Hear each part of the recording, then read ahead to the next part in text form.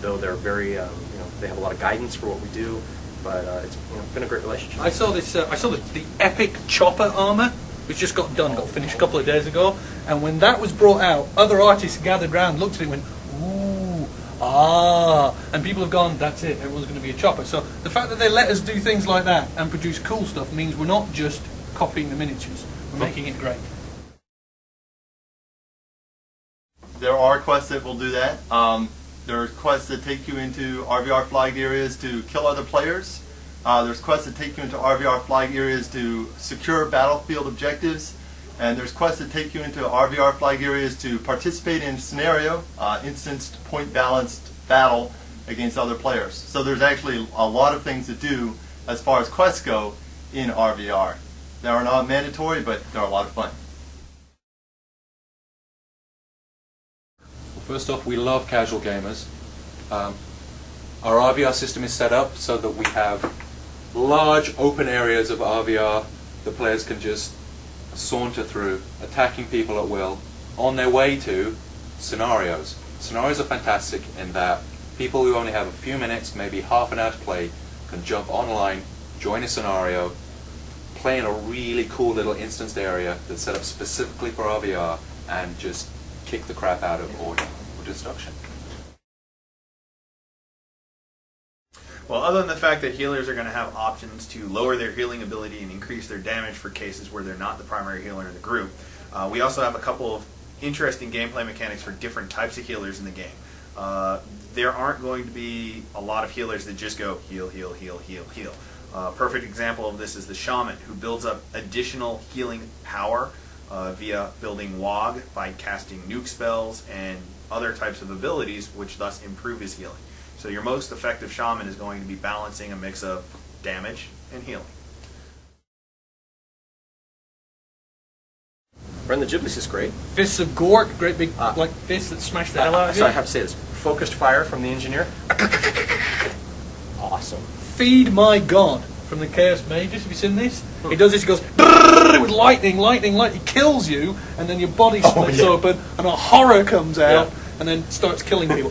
The mini keg with the engineer, where he brings out like a keg of beer, and then other dwarves can drink it, get completely lashed and kill people. The turrets are good. The Empire Mortar, that's really good. The Shaman Eek ability, where the Shaman can vibrate, make his head explode, and everyone flies around. What about the Black Orc Get Out of My Way, where the Shaman's in Get out of my way! Get out of my way! All that stuff's really cool. Our tech is cool. New stuff you've never seen. That we don't understand. That we don't understand. Well, because we're not techie people. But I did see some tech testing. We got Knockback in, and we got the Bloodthirster in and the clipping thing. So what we did is we got a dwarf, and we put him on a mountain, and we put a Bloodthirster next to him, and the Bloodthirster did this like stomp knockback, fired the dwarf, because we set the parameters real high, fired the dwarf over the mountain and into the entrance to a dungeon. So we played like Bloodthirster dwarf golf. Like a hole in one. It was a hole. It was dwarf into a hole. The only thing I can tell you is something that's true.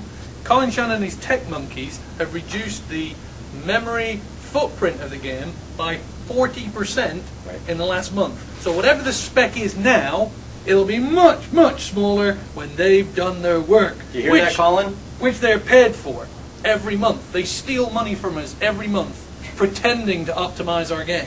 So they're going to have to do it sooner or later. No, they're not pretending. They optimize the game. That's because they set the spec enormously to start with. It's getting better, and we'll get faster. Well, there's a bunch of different values for that. You're looking at different things all the way from the new player experience to huge boss battles and massive PvP fights. The goals that we're looking for is for the solo player experience, fighting individual monsters 30 seconds to a minute on a fight. For people interested in RVR scenarios, player-on-player fights will range anywhere between 30 seconds and a minute and a half in a very decisive battle.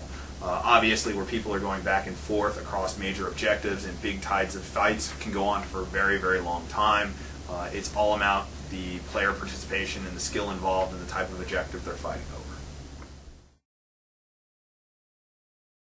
The answer is once a week, the entire company turns out for about a half an hour to an hour to play both RVR and PvE matches. And then on top of it, multiple teams participate every day around 4 o'clock in RVR matches and scenarios and open field play. Awesome. Like we got huge, huge numbers, huge number of signups. I can't tell you how many. We'll announce that later. We got great peak numbers for people actually playing. We're getting great feedback from them. People are they're eating it up. Public quests. Awesome. RVR. Ow. The bit that I like about our beta, is that when you've been working on a game for 2.5 years. You know what a beta is? Be quiet. When you're working on a game for 2.5 years, you end up like this close to it. You can't really tell whether it's any good or not. So we ordered everyone to go into the beta and play it. And what's been surprising is just how people have had to come back and been working on it, get a little jaded, and they go, actually, I had a really good time. I laughed a lot. I really enjoyed it. So that's really good. And we caught a really crazy item bug. like that. Crazy item bug. Which people come in and go, there's a crazy item bug. And then they throw solid, like cast iron typewriters at Justin's head for doing it wrong. But that's what beta's for. I've always known that it's going to be great. Yeah, it's always going to be great. It involves a chicken and a chaos chicken, and we have some video diaries about it. let me give you a hint. If you're a high-level guy and you want to come down and grief the low-level guys, that's the hint. Wait till you see it. It's going to be awesome.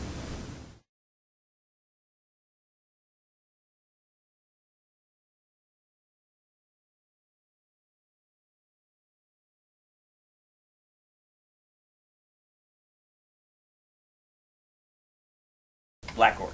Bright Wizard. Choppa. Chosen. Engineer. Hammerer. Ironbreaker. Blazing Sun. Magus. Marauder. Rune Priest. Shaman. Squig Hunter. Warrior Priest. Witch Hunters. Zealot.